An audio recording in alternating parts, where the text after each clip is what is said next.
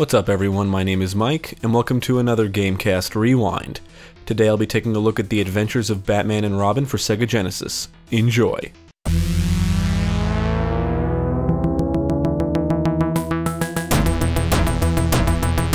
The Batman animated series was awesome and it did spawn some games. The Adventures of Batman and Robin is one of them, and from what I understand the Super Nintendo version is very different than the versions for the Sega systems. I've never played the SNES version, but I do own the Genesis version, which is a run-and-gun shooter with a shmup sequence thrown in.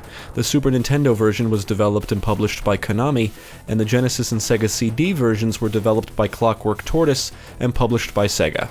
Nova Trade developed a Game Gear version, and this one was also published by Sega. Now, Wikipedia states the game released in 1994 and 1995, but I'm not sure what versions released when.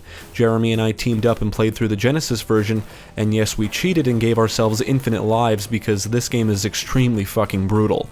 So let's take a look at the adventures of Batman and Robin and see what it's all about. Both Batman and Robin can run, jump, double jump, or jump kick, hang on ledges, and throw projectiles. When close to enemies, you can perform melee attacks. Most of the game consists of run-and-gun shooter type stages. When you get hit, you lose health, and when you lose all your health, you die. You can obtain hearts that will replenish some of your health. When you lose all your lives, you have the option to use a continue. There's one stage that plays out like a shmup where you'll have to shoot down enemy aircraft and dodge projectiles. Two stages late in the game have the heroes hovering around the environments. Both characters start with the battering projectiles, but you can acquire two other weapons, the Batstar and Batbolo, and we hope these are the correct weapon names since we had to look them up in a walkthrough. The game doesn't actually tell you the names. Anyway, the weapon pickups come in different colors and can be dropped by fallen enemies, or can be found in breakable objects.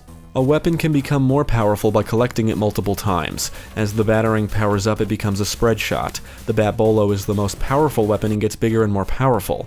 The Batstar is the weakest weapon and also turns into a spread weapon as it powers up. You'll throw standard projectiles, but if you don't fire for a few seconds, your shot will charge up. When fully charged, your projectile will be at its most powerful.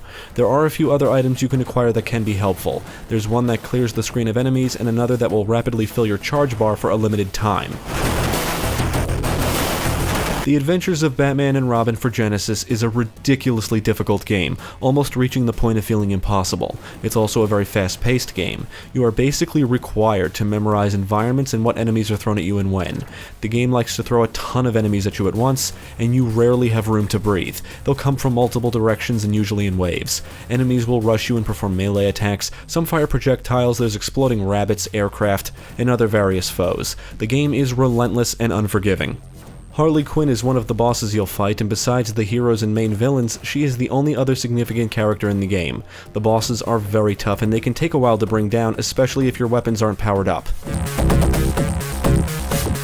The stages have you moving left to right, and the run-and-gun stages contain a bit of platforming. You'll battle on the streets and in the skies of Gotham, in the Gem Expo building, on a caravan on some kind of elevator, and the Mad Hatter stages are easily the most strange, as expected.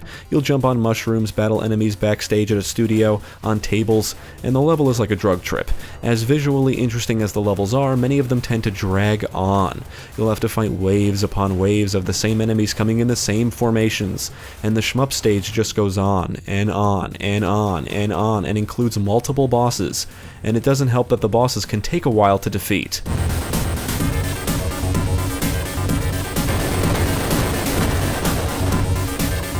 The length of some of these stages really do drag out the game, which can suck since there's no saving, so you have to blast through the whole thing in one go. This is a very trial and error experience, and you should expect to die, often.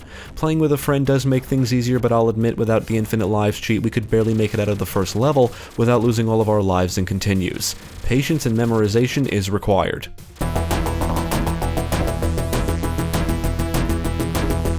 We had no idea what the plot was about while we were playing. All we really knew is we had to stop four major villains, the Joker, Two-Face, Mad Hatter, and Mr. Freeze. I don't have the manual, so I have no idea if it gives you any information about the plot. But I did look up a plot summary, and apparently Mr. Freeze is trying to freeze Gotham City because, well, that's just his thing. You can play as either Batman or Robin if playing solo, and the game plays out in levels with multiple stages or areas per level. Each level focuses on a specific villain, and each stage ends with a boss battle. The plot is really just a backdrop for the gameplay, and the game is very difficult and also quite long. Visually, we think The Adventures of Batman and Robin looks absolutely phenomenal. The game includes all kinds of effects, including some kind of pseudo 3D effect. The sprites look good, and the entire visual presentation is a good reflection of the animated series. The enemies, bosses, and themes of each level vary depending on the villain you're going after, and these changes do help to keep the game visually interesting. All stages are filled with plenty of detail, with the exception of the shmup stage. It starts out cool with you flying over the city, but then the battle takes you in or above the clouds, which isn't as eye-catching. The music is certainly interesting and is one of the highlights of the game. The soundtrack is full of electronica-style tunes which were composed by Jesper Kyd. The soundtrack is just unexpected, but it does give the game most of its charm and a unique atmosphere. Because of the music, the game often feels dark and strange, making this a very unique experience. This has to be one of the most memorable soundtracks we've ever heard.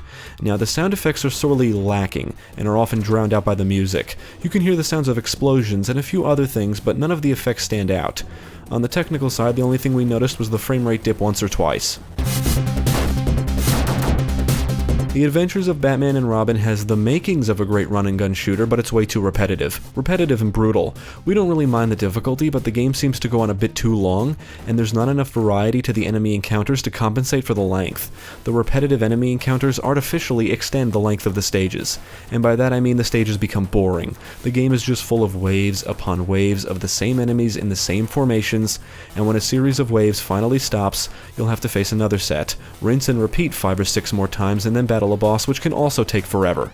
Stages can just go on and never let up. We had fun in the beginning, but our enjoyment quickly waned after the first level. On the plus side, the controls are responsive, the music is interesting, the action is fast-paced and frantic, and the visual presentation is excellent. If you can find this game for cheap, we would recommend you pick it up, but only if you're a masochist and enjoy run-and-gun shooters and shmups. You need to enjoy dying repeatedly and replaying through many of the same stages over and over again.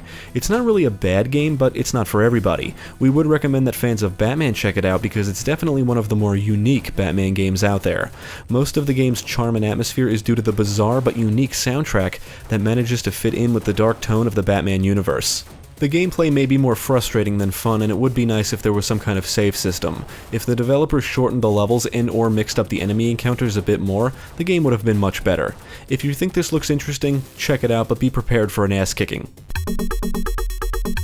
Thanks for tuning in. I hope this video proved helpful. Stick with GameCast for more quality content, including the latest gaming news, podcasts, let's plays, and even more reviews. Be sure to check out my channel, Gaming Pastime, for new game reviews released every week. My name is Mike, and I thank you for watching.